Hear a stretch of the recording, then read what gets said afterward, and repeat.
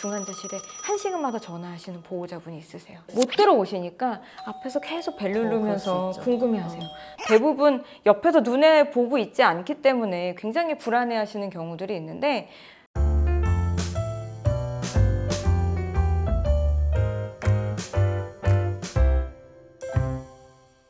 환자도 환자지만 실은 뇌졸중 환자 보호자들이 정말 애가 많이 탈 것 같아요. 환자 보호자들을 위해서 뭔가 조언을 해주신다면 어떤 게 있을까요?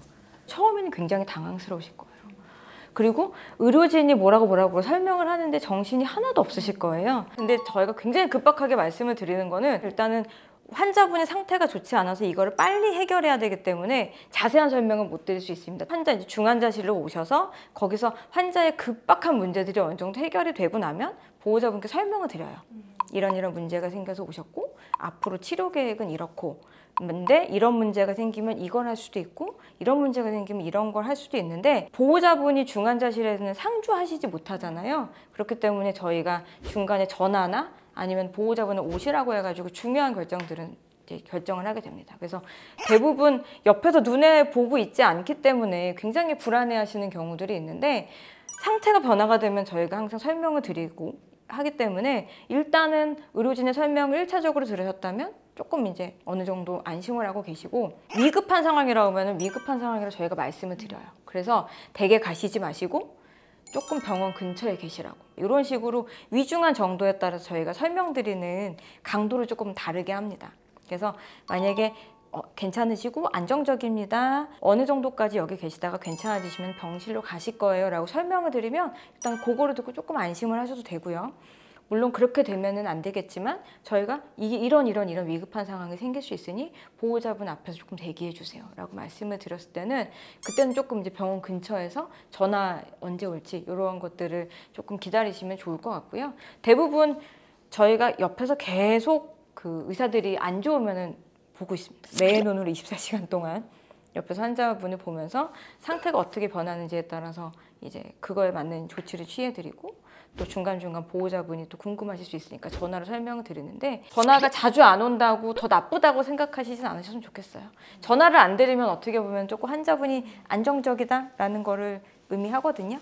그래서 의료진이 설명을 드리는 정도를 조금 이제 마음에 좀 두시고 그거에 따라서 계셨으면 좋겠고요.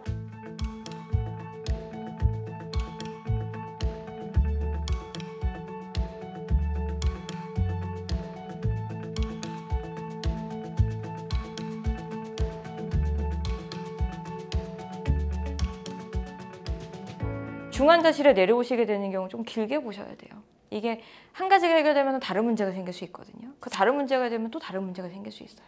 근데 10가지 문제가 모두 다 좋아져야지 올라가시는 거니까 그러한 시간이 조금 필요할 수도 있다. 하루 이틀 안에 결정이 나는 경우도 있지만 그렇지 않은 경우도 있으니 이제 의료진과 소통을 잘 하시고, 또 중환자실을 보시는 선생님들하고 조금 이제 어느 정도 신뢰관계를 갖고 조금 보호자분들도 이제 계셨으면 좋겠다. 너무 불안하시다고 중환자실에 1시간마다 전화하시는 보호자분이 있으세요. 마음은 이해가 돼요. 그리고 못 들어오시니까 앞에서 계속 벨 누르면서 궁금해하세요.